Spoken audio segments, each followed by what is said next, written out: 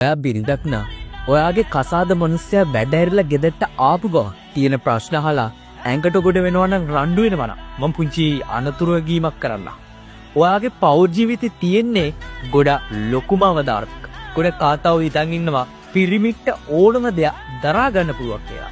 පිරිමි කියන්නේම කැපකිරීමේ සංකේතයක්. පිරිමික් ලේසින් ඇදුමක් ගන්නවා දැකලා තියෙනවා. පිරිමින්ට කාලයක් යද්දී තමන්ගේ සතුට කියන්නේ මොකද්ද කියලා අමතක වෙලා යනවා. ඔයා පොල්ලෙක් නව. ඔයාම පොඩ්ඩක් හිතලා බලන්න.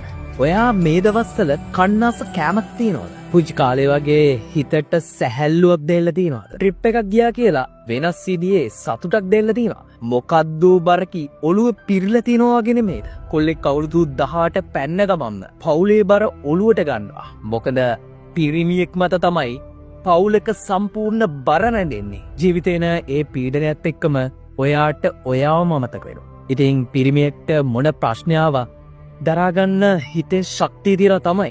ඒ පිරිමි කියන්නෙම මානසිකව ලොකු ශක්තියක් තියෙන කෙනෙක් නෙමෙයි.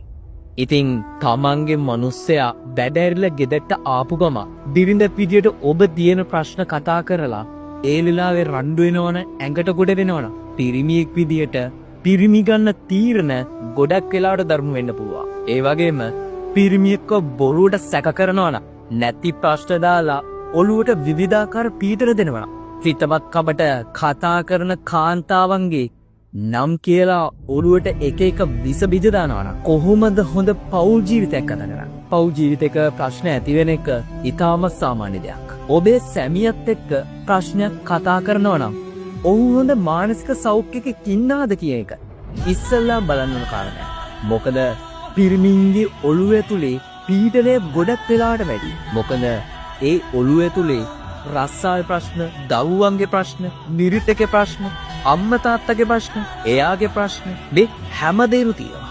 පිරිමි කියන්නේ මානසික වශයෙන් කාන්තාවන්ගෙන් ශක්තියක් බලාපොරොත්තු වෙන කෙනෙක්. ජීවිතෙත් එක්ක අනාගතයට හොඳ පාරක් කපාගෙන යන මේ ගමනේ පෞල් ප්‍රශ්න නැතුව ලස්සනට ජීවත් වෙන්න ඔබේ ගමන ඔබ හරියට යන්න ඕනේ. Be the change. Customer mind.